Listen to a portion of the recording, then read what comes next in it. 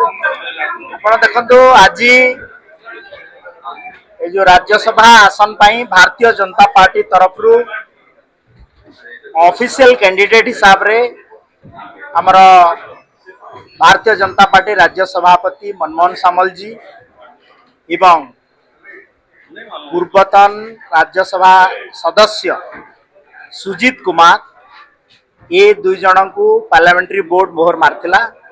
एवं भारतीय जनता पार्टी तरफ दुई जनकर आज माननीय मुख्यमंत्री मोहन चरण माझी एवं पूरा विधानसभा सदस्य मंत्रिमंडल सदस्यों सामने आमे नामांकन पत्र दाखल करिछु एवं तृतीय कैंडिडेट जे कि आमर दिलीप राय से भारतीय जनता पार्टी समर्थित इंडिपेंडेंट कैंडिडेट हिसाब रे आज नामांकन पत्र सबु विधायक मंत्री परिषद एवं माननीय मुख्यमंत्री उपस्थिति रे नामांकन पत्र दाखल करिसंती। तो निश्चित भाव रे